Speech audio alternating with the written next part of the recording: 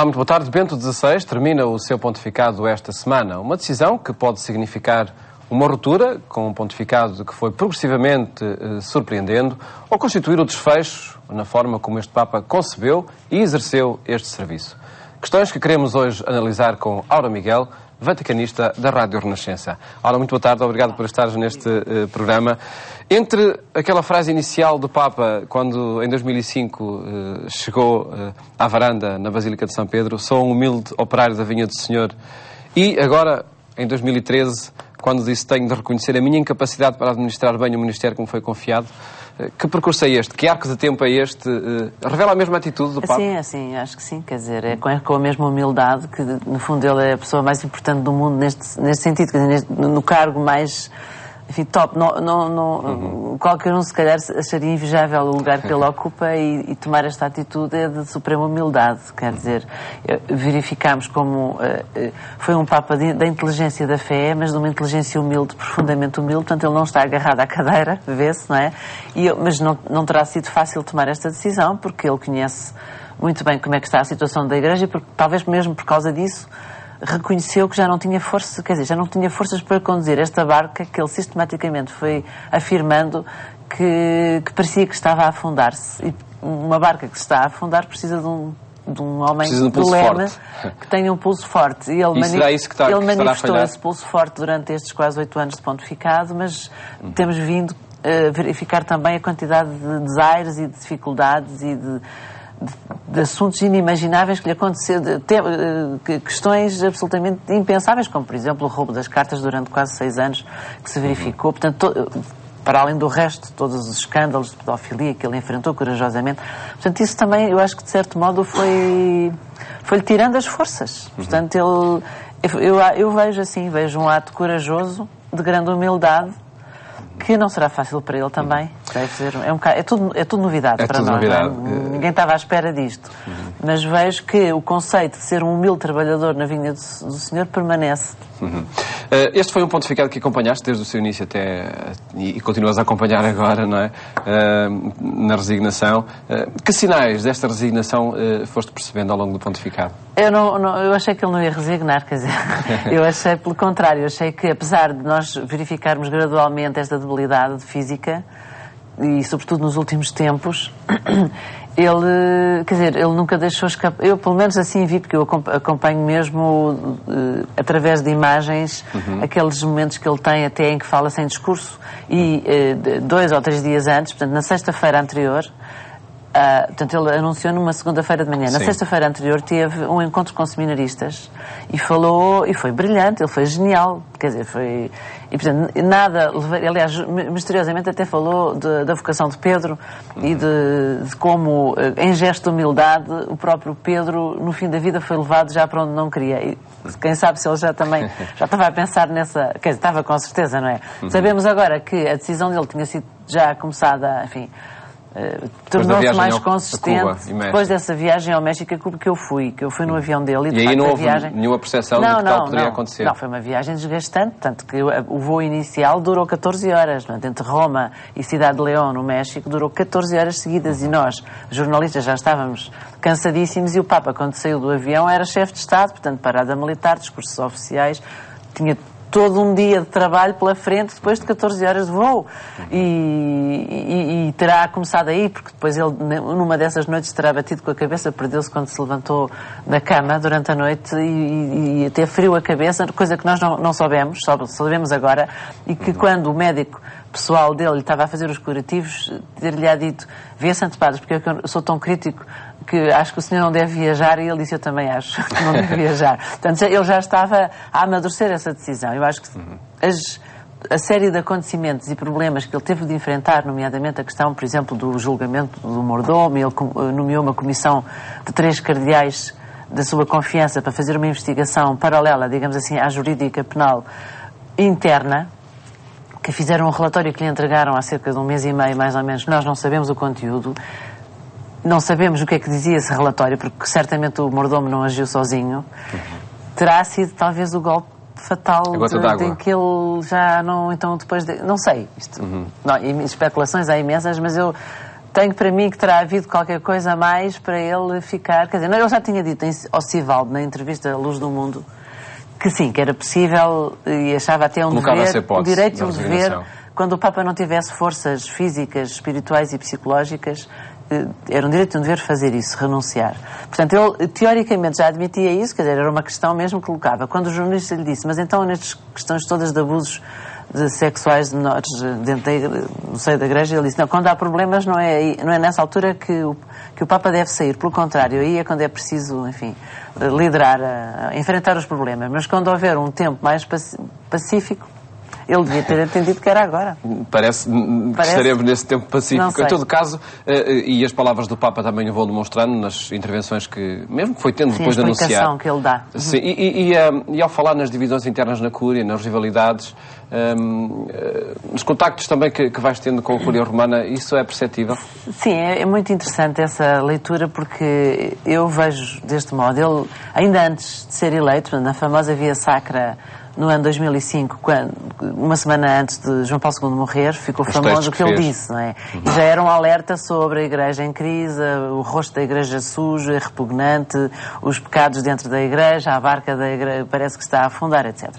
E, durante todo o pontificado, ele alertou, quer dizer, ele não parou de advertir de fazer advertências aos fiéis e à Igreja para se converter, para acabar com as divisões internas. Recordo numa carta que ele enviou aos bispos do mundo inteiro, onde dizia, a propósito de ele ter retirado a excomunhão dos bispos lefebrianos e começar o diálogo, portanto, retomar o diálogo com eles, e que foi criticadíssimo, escreveu uma carta duríssima aos bispos do mundo inteiro, acho que nunca aconteceu uma coisa assim, onde se queixava que mais depressa recebia apoio de amigos judeus do que certos católicos que estavam sempre de lança em riste, preparados para atacar o Papa, e que terminava essa carta citando São Paulo, dizendo, às vezes, a Igreja mais parece um lugar onde se morde e devora mutuamente. Quer dizer, de repente, um Papa que escreve isto aos bispos dá a entender qual é a situação da Igreja, divisões, etc. E também não é por acaso, quando ele foi à Alemanha, alertou para que a Igreja está demasiadamente confiada na sua estrutura e pouco disponível para se converter, portanto a Igreja tem mundo a mais, é uma Igreja mundanizada e conversão a menos. E quando agora, veio para Portugal também falou dos pecados internos. Alertou, exato, a bordo do avião disse que os maiores ataques à Igreja e ao Papa vinham de dentro e não de fora. Quer dizer, e agora anuncia a sua renúncia e continua a falar na hipocrisia da Igreja, no rosto formado pelas divisões. A ideia que me dá é, ele teve 8 anos a tentar dizer uma coisa, toda a gente o admirou porque ele era brilhante, inteligente, e de repente, quer dizer, ouve-se, mas é como se ninguém... Tudo ficou na mesma. Sim, ninguém se deixou tocar verdadeiramente no coração por aquilo que ele disse. Portanto, ele se calhar, não sei, isto é a minha perspectiva, se calhar desanimou. Ele diz que a atitude que tomou, a decisão que tomou, foi pensada longamente perante Deus. Eu não tenho uma dúvida de que é mesmo assim, porque eu tenho uma grande admiração por Bento XVI, portanto tenho a certeza que isto é mesmo completamente o que ele acha que tem que fazer, e diz que é para o bem da Igreja. Portanto, muitos acham que para o bem da Igreja era ele estar lá como Papa, mas ele saberá melhor. Há quem considere esta renúncia também como uma repreensão que Bento XVI dá à Igreja. Poderá ser isso, sim. Poderá ser como que não termos merecido que ele teria para merecido o Papa tão extraordinário que Deus nos deu durante 8 anos, não sei. Fala-se na desacralização da figura do Papa com esta decisão. Esta opinião que isso acontece? Eu acho que corremos um risco de olhar para esta decisão do Papa de uma perspectiva meramente mundana. Quer dizer, é normal que, também com esta vertigem de comunicação e de informação, não nos determos perante esta atitude dele, esta decisão dele, que eu acho que está a falar de uma coisa que a maioria das pessoas se calhar não aprofunda neste sentido. Parece que deriva de um conceito de eficácia, de que então já não tenho idade nem força, já não liderança posso... empresarial, por isso. Como se fosse a IBM e ele o chefe da IBM, passa publicidade, ou de outra grande multinacional, em que nós temos este conceito da ginástica matinal e de estar bem do ponto de vista físico. Portanto, de facto, toda a gente aplaudiu esta decisão num critério que era da eficácia dos idosos. Em última análise, quer dizer, pronto, isso assim é um critério que valia tudo, até aqui caberia a eutanásia neste sentido. Portanto, não é nada disso, não é? A eficácia do Papa é de outro nível. A eficácia do Papa é que ele disse, esta missão de Pedro é uma missão espiritual que tem ação e palavra, mas também oração e sofrimento, diz ele lá na declaração. Ora, isto, como quem diz, eu agora não tenho tanta força para a ação e para a palavra, podia permanecer na oração e no sofrimento. Mas ele diz, mas nos últimos meses tenho, tipo, como se tivesse havido uma quebra de vigor.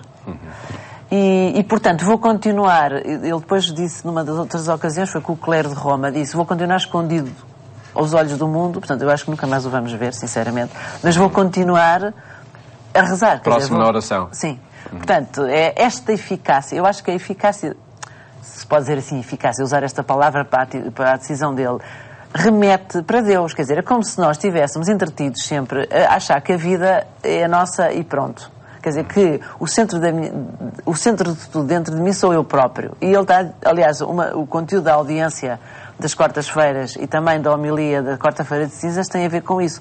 Quem é que eu ponho em primeiro lugar no meu coração? É Deus ou sou eu própria? E isso também pode ser para dentro da igreja. Ele põe Deus. E, portanto, a eficácia que ele nos está a mostrar, que neste sentido se pode usar a palavra eficácia para a decisão que ele tomou, é que Deus, é de Deus que nós dependemos. E, portanto, é por causa de Deus. É como se ele remetesse para Deus, de facto. Ele sempre fez isso no seu pontificado, mas agora faz de uma maneira, é como se fosse o maior ato do seu magistério, é dizer-nos que não é pela eficácia de um homem, qualquer que ele seja, que esteja sentado na sé de Pedro, é que a Igreja é conduzida. É através de Deus. E, portanto, ai de nós, pronto, já agora olhando para a frente, se há algum cardeal que diz que sim, quando for eleito, a pensar que tem forças, que ele tem forças para aquele cargo. Claro que o ministério do Papa é impossível ser levado meramente pela força humana. Não se pode avaliar apenas por esses critérios. Não é? Portanto, aquela atitude de humildade profunda que ele sempre teve, é essa atitude que eu acho que ele está a chamar a atenção que é preciso ter, inclusivamente para o próximo Papa. É incontornável alguma comparação com o pontificado anterior de João Paulo II, Papa João Paulo II, até, enfim, na sua fase final. Mas interessa, sobretudo, avaliar aqui a continuidade que existiu. Naquilo que foste observando, ela de facto foi uma marca de Bento XVI, o continuar, o carisma de João Paulo II. Sim, claro, basta ver, por exemplo, agora olhando também para as viagens que ele fez, ele herdou a Colónia para a Jornada Mundial da Juventude. Também acho que a Jornada Mundial da Juventude, agora marcada para Rio, terá desanimado também o Papa de achar que tinha que ir ao Rio fazer outra vez uma viagem. Não conseguia, não é? Pronto. Mas, além de ter herdado essa modalidade de encontro com a juventude que tinha sido inventada por João Paulo II e que resultou muito bem com este Papa, apesar de ser muito mais idoso, e isso foi muito interessante, a primeira viagem que ele, Bento XVI, escolheu fazer foi à Polónia. E, portanto, foi como uma homenagem, aliás, percorreu todas as etapas que tinham a ver com lugares simbólicos da vida e do pontificado de João Paulo II. Portanto, foi um grande sinal. Mas, claro, depois houve uma continuidade também de opções e de chamada de atenção também para as questões essenciais da modernidade, mas ele, Ratzinger, digamos assim, tinha mais à flor da pele estes problemas, porque ele durante tantos anos, como prefeito da Congregação para a Doutrina da Fé, sabia quais eram os principais problemas da Igreja, do mundo e do homem contemporâneo. Portanto, acho que sim, mas acho que também há uma faceta nova neste pontificado que tem a ver com o uso da razão, quer dizer, com a inteligência, com a inteligência da fé. Como ele disse na última audiência geral, quer dizer, antes da despedida, que é agora dia 27, ele disse que hoje em dia ser cristão já não basta ter nascido num contexto religioso, ter educação católica ou nascer numa família católica, implica ir às razões da fé, quer dizer, implica perceber quem é que eu ponho em primeiro lugar na minha vida e viver essa vida num encontro pessoal com Cristo. Este trabalho, que ele também chamou a atenção, tem sempre chamado a atenção, incluindo em Lisboa, quando veio a Portugal, eu acho que essa preocupação do Papa em ajudar os fiéis, neste contexto contemporâneo e também de deserto, sobretudo no mundo ocidental, a aprofundarem a fé do ponto de vista pessoal. E isso não foi tanto o que definiu o pontificado de João Paulo II, mas acho que pode ser o que define também este Papa. Pedia para recordar alguns momentos marcantes deste pontificado, nomeadamente das viagens, entre as muitas que o Papa fez. Foi 24. 24 ao internacional, viagens internacionais. Sim, fora de Itália fez 24 viagens. Qual dessas viagens marcará a história deste pontificado? É difícil sempre. Para mim, simbólico, verdadeiramente, quer dizer, a Terra Santa foi importante, mas para mim o mais simbólico talvez foi quando ele entrou em Auschwitz. Quer dizer, um Papa alemão, jovem, que em jovem tinha pertencido à juventude nazi, que entra sozinho, porque ele entrou sozinho, portanto, até do ponto de vista simbólico, foi imagem muito emblemática. Forte. Um Papa que atravessou aquela entrada que dizia o trabalho liberta, não é? E que do outro lado estavam alguns sobreviventes de Auschwitz, com quem ele se deteve e falou ainda bastante tempo, um por um. E depois, ainda dentro do campo de concentração, fez uma oração, houve uma cerimónia também de invocação daquele drama, daquela tragédia horrorosa, junto de uma espécie de mausoléu que havia, e quando o Papa estava em recolhimento a rezar diante dessa... Não era campas, porque não são campas, mas é um lugar que evoca as vítimas. Apareceu no céu um gigantesco arco-íris, que ele próprio, Papa, depois no balanço que fez no final desse ano, no encontro com os cardeais da Cúria, recordou como um sinal de Deus, que perante aquele horror que parecia que Deus estava silencioso. Aliás, a interrogação que ele faz lá no campo de Auschwitz é: Deus, onde é que estavas neste como se fosse um grito para Deus se revelar. Aquele gesto do arco-íris naquele contexto foi para o Papa o sinal de que o mal não leva a melhor. Quer dizer, o mal não tem a última palavra. O mal existe, infelizmente verifica as suas consequências, mas aquele sinal do arco-íris foi como se fosse Deus a dar-lhe um sinal de que há uma luz que rompe aquele mal que parece que não tem nenhuma saída de esperança. E, portanto, para mim, acho que essa foi a viagem assim mais... Depois houve outras que pode ter leituras consoante as várias preocupações do pontificado, mas acho que eu selecionaria esta. E percorreu os vários continentes, apesar da idade. Inglaterra, o sucesso de Inglaterra, enfim, depois também na Turquia, com o mundo islâmico, etc. Mas, enfim, Terra Santa. Das encíclicas que escreveu... Eu acho que a mais provocadora, mais assim, que deixou absolutamente as pessoas fascinadas, foi a primeira. Deus é Amor. Deus é Amor. Foi de uma novidade, de um fascínio, até da maneira como ele abordou o tema, que eu acho que essa também vai ficar para a história. Depois das outras estávamos à espera que saísse a encíclica sobre a fé, parece que estaria a meio. Também misteriosamente, até isso, até nem sequer da sua última encíclica sobre a fé, ele se apropriou, não é? As brilhantes catequeses que fazia sobre a fé durante as quartas-feiras também ficamos assim um bocado... Neste ano da fé, o próximo Papa já vai ter que ir dar o ano da fé, não é? Também é uma das coisas que vai abraçar. Portanto, eu acho que das encíclicas a que eu selecionaria... A da esperança também, curiosamente, não é muito falada. Também é um tema que tem... Que serve muito de ajuda para um homem contemporâneo, não é? Talvez a no contexto atual. Que nunca morre, apesar do contexto de dificuldade, é sempre muito é interessante voltar a lê-la, mas eu sublinharia a primeira. Gestos de diálogo interreligioso marcam também este pontificado? Sim, começou com um mal-entendido, que eu diria assim, quando ele falou daquela frase do diálogo entre os dois intelectuais, o muçulmano e o cristão, e medieval, um diálogo na Idade Média, onde a ponto era: à força não se deve converter ninguém à força, pela força. Portanto, uma vez mais, o respeito pela liberdade e o uso da razão. E depois dos esclarecimentos sucessivos, porque houve bastantes esclarecimentos até do ponto de vista diplomático, foi muito interessante que essa advertência, que era uma advertência que era feita para o Ocidente, quando o Papa falou, era para avisar o Ocidente que se não mudasse a sua atitude e usasse a razão, estava ferido de morte. A expressão é dele, o Ocidente ferido de morte. Houve 138 líderes muçulmanos que aceitaram dialogar com a Santa Sé. Portanto, a partir do incidente de Ratisbona, isso gerou uma plataforma de diálogo que ainda existe, e liderada, aliás, pelo príncipe Ghazi, que é da Jordânia, príncipe do atual rei da Jordânia, e com outros líderes muçulmanos, e é extraordinário. Portanto, de facto, tem havido um diálogo a nível intelectual interessantíssimo. Com os judeus também, quer dizer, verificámos que o Papa Bento XVI visitou várias sinagogas, visitou a de Colónia, e foi a primeira a ser visitada, e foi simbólica, porque, por cima, o Papa alemão, na visita à Alemanha, vai a uma das mais antigas, se não a mais antiga, uma das mais antigas sinagogas da Europa. Foi também a Nova Iorque, a sinagoga de Nova Iorque, e depois na Terra Santa, evidentemente.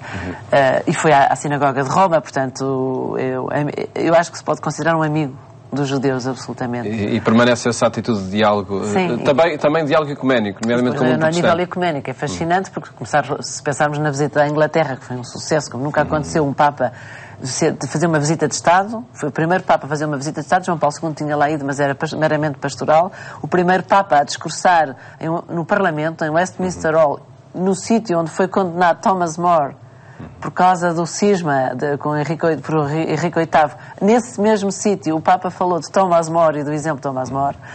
Primeira vez que o Papa entra na abadia do Westminster, recebido oficialmente por toda a Igreja Anglicana, quando João Paulo II também não tinha ido à Basílica do Westminster, e foi lá beatificar o Cardeal Newman, que era anglicano e que se converteu ao catolicismo. Portanto, nesse sentido, desencadeou grandes passos. E depois também, a nível ortodoxo, a nível também com os luteranos, enfim, eu acho que em curso estão grandes gestos de diálogo, e também esta aproximação agora, não sei como é que vai acabar com os lefebvrianos, acho que não vai correr bem. Terá sido mal sucedido esse projeto? Eles têm um deadline, foi-lhes apresentado até ao final deste pontificado uma resposta da parte deles, ficou do lado de lá a resposta, não sei que tipo. E se calhar não é a melhor ocasião para essa resposta. Outros pontos poderíamos analisar deste pontificado, em todo caso, os poucos minutos que nos faltam, podia estar a tua perspectiva acerca do sucessor deste Papa.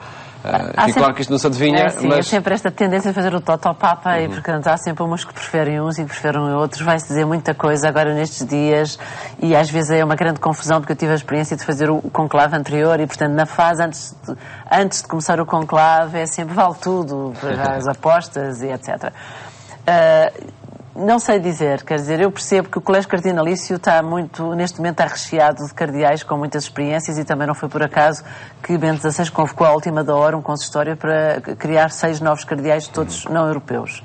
Mas eu acho que na raiz deve estar sempre esta consciência de que é bom que venha um Papa que seja humilde, que tenha esta consciência de que quem conduz a Igreja é Cristo e não o Papa. E que quanto mais o Papa deixar que seja Cristo a conduzir a Igreja, é um bom Papa, de certeza. Agradeço a análise aqui feita no programa, Casa. Muito obrigado e bom trabalho agora para estes dias. Um programa onde quisemos fazer análise à missão de Bento XVI, que renuncia ao seu pontificado na próxima quinta-feira, dia 28. Momentos que pode acompanhar através do portal de informação da Igreja Católica em Portugal, em agência.eclesia.pt. Votos de bom fim de tarde. Até amanhã, se Deus quiser.